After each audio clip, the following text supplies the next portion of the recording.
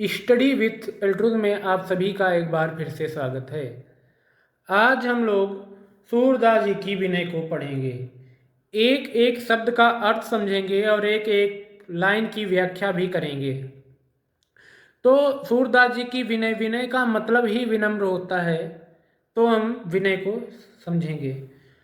अब के राख लेव भगवान, हव अनाथ बैठे तुम डरिया पारिध साधे बान, अब के राख लेव भगवान, ताके डर में भाज्यो चाहत ऊपर ढुक्यो सचान, अब के राख लेव भगवान। दुहु भांति दुख भयो आन या कौन उबारे प्राण, अब के राख लेव भगवान। सुमिरत ही ऐ डस्यो पारधी कर छूट्यो संधान, अब के राख लेव भगवान। सूरदास सर लगो सचा नहीं, जय जय कृपा निधान, अब के राख लो भगवान।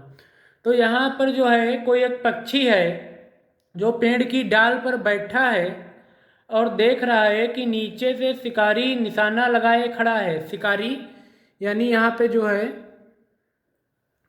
शिकारी शिकारी या चिड़ी मार एक ही चीज़ होती है। शिकारी जो है वो निशाना लगाए खड़ा हुआ है और ऊपर जो है बाज है।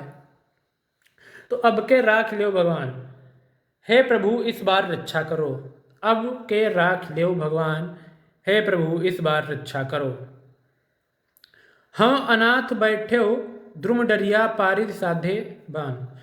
मैं तो हाँ मतलब मैं अनाथ मतलब अनाथ हूँ, बैठे मतलब बैठा हूँ, द्रुम मतलब होता है पेड़, डरिया मतलब डाल, पारधी मतलब जो है जो शिकारी है या चिड़ी मार है, साधे बाण वो है जो साधे मतलब साधे हुए है, बाण मतलब बाण को।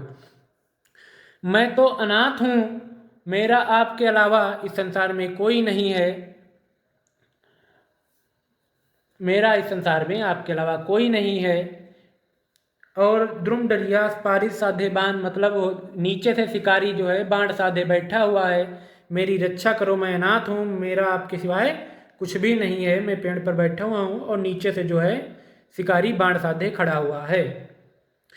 ताके डर में भाज्यो चाहत ऊपर ढुक्यो सचान, उसके डर से भाज्य मतलब भागना, चाहत मतलब चाहता हूँ, ऊपर मतलब ऊपर, ढुक्यो मतलब बैठा है, सचान मतलब बाज, मैं भाजना चाहता हूँ ताके डर से, शिकारी की डर से, लेकिन ऊपर जो है सचान मतलब बाज बैठा हुआ है।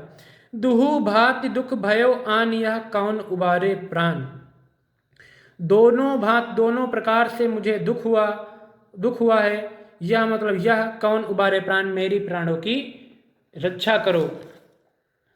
फिर है सुमिरत ही ऐ डस्यो पारिधि कर छूटे संधान।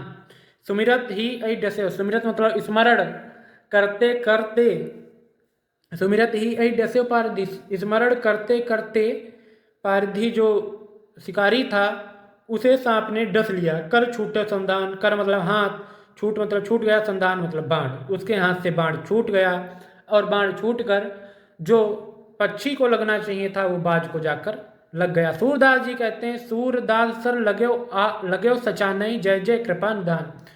सूरदास जी कहते हैं कि मैं कृपा के सागर की जय जयकार करता हूँ, मैं कृपा निधान की जय जयकार करता हूँ, उस कृपा के सागर की जय जयकार करता हूँ। फिर यहाँ पे है दूसरी जो है, यहाँ पे व्याख्या करेंगे हम। मेरा मन अनंत कहाँ सुख पावे, जैसे उड़ी जहाज को पक्षी फिर जहाज पर आवे, मेरो मन अनंत कहाँ सुख पावे।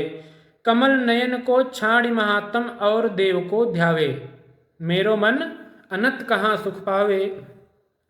परम गंग को छाड़ पियासो दुर्मति कूप खनावे, मेरो मन अनंत कहाँ सुख पावे। जिह मधुकर अंबुज रस चाख्यो क्यों करील फल भावे, मेरो मन अनंत कहाँ सुख पावे। सूरदास प्रभु काम धेनु तज छेरी कौन दुहावे, मेरो मन अनंत कहाँ सुख पावे।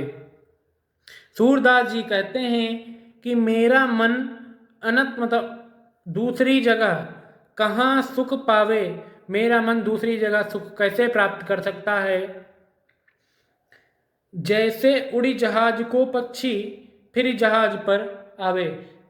जिस प्रकार उड़ी जहाज, यहाँ पर पहले समझिए, जैसे उड़ी जहाज को पक्षी फिर जहाज पर आवे। जिस प्रकार समुद्र के जहाज पर बैठा पक्षी उड़कर पुनः जहाज पर आ जाता है। जो जहाज, समुद्र में जहाज पे पक्षी बैठा हुआ है, वो उड़कर जाएगा तो कहाँ बैठेगा, समुद्र में कहाँ बैठेगा, और फिर से जहाज पर आ जाता है। उसी प्रकार मेरा मन अन्य छोटे मोटे देवी देवताओं के पास जाता तो है, पर लगता नहीं है, फिर आपके श्री चरणों में आकर लेट जाता है। कमल नयन को छाड़ी महात्म। कमल नयन, कमल जैसे नयन, यहाँ पे जो है रूपक अलंकार है कमल नयन, श्री कृष्ण की बात हो रही है यहाँ पर। कमल नयन को छाड़ मतलब छोड़कर, महात्म मतलब महात्म को, और मतलब और देवी देव मतलब देवी देवता को ध्यावे मतलब ध्यान आवे। कमल नयन को छाड़ी महात्म, श्री कृष्ण के महात्म को छोड़कर मेरा मन और देवी देवताओं में नहीं लगता। परम गंग को छाड़ पियासो, दुर्मित कूप खनावे, मेरो मन अनंत कहाँ सुख पावे।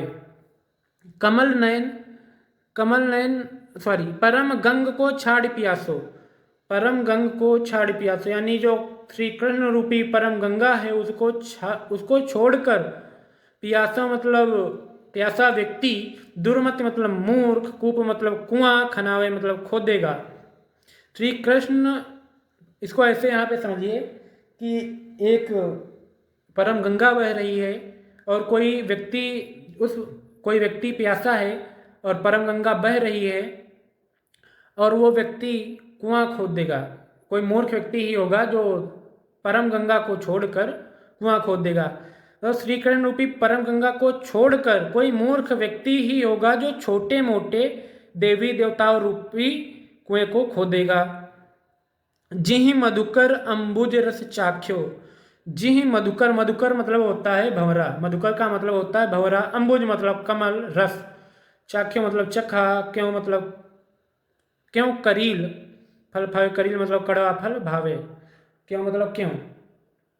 जिहि मधुकर, जिस भंवरे ने कमल के रस का पान कर लिया है, वो भला उसको भला करील का फल कैसे भावेगा।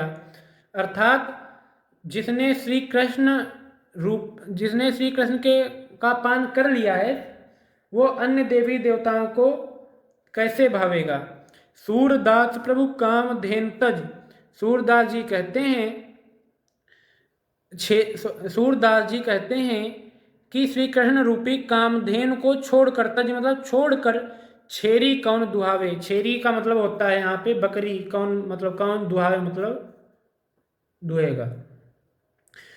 सूरदास जी कह रहे हैं कि श्री कृष्ण रूपी गाय को छोड़कर छेरी कौन, अन्य छोटे मोटे देवी देवताओं को कौन दुहेगा। तो आज हमने विनय को समझ लिया है। आप लोगों को विनय अगर समझ में आ गई है तो कमेंट करके ज़रूर बताइए, और अगर वीडियो अच्छी लगी हो तो वीडियो को लाइक कीजिए। धन्यवाद।